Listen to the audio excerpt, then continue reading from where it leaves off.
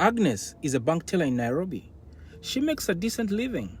It's Saturday and she's doing the weekend shopping for her family. She walks into the neighborhood supermarket and her cart looks familiar. There's Nescafe cocoa, 2 kilograms of rice, sugar, ugali flour, eggplants, cucumbers, carrots, onions, tomatoes, bread, cookies for the kids. There's nothing extravagant. It's just a solid middle-class cart. This is who most companies design products for. This is who market research is built around, and this is who the shelves are stocked for in Africa. For those that do not know me, my name is Timothy and we run a WhatsApp group for the Black Diaspora, a space where we study the moves shaping the future of Black lives everywhere. We're also working on an upcoming book, The $1 Economy. Join the waiting list on Substack for early access to the book, chapter by chapter. We also host a live Zoom meeting every last Friday of the month. All these links are in the bio. Susie lives in Kibera on the edge of Nairobi. Her husband drives a matatu, and every morning before he leaves, he hands about 200 shillings. That's roughly $1.50. That's the food budget for the day. She walks to a kiosk near her house. She buys 2 or 3 tomatoes, 1 onion, a small polythene bag with 3 spoonfuls of cooking oil, maybe 4 buns, 1 for each of them, with the 2 kids, a tiny container of margarine, and that's it. They do this every day.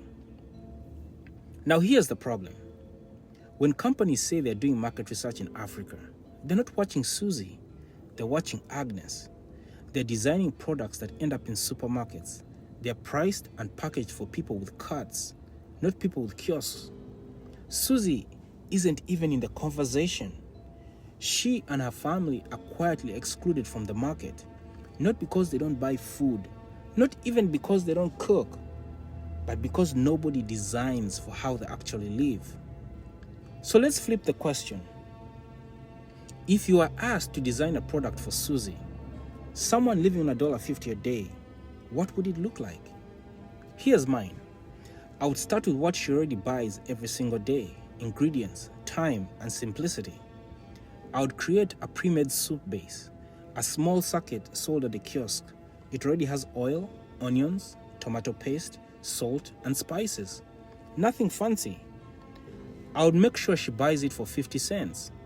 She goes home, tears it open, pours it into a saucepan, adds beans or vegetables, and in 15 to 20 minutes, the meal is ready. It tastes good, her husband is satisfied, her kids eat. Here's the twist. The middle class would buy it too because it saves time. The elite would buy it too because convenience scales upward. Same product, different reasons, everyone's included. That's the $1 economy. You don't lower anybody's standards, you just design one product that respects how most people actually live, instead of pretending they don't exist. That's how you build real markets. Let's move.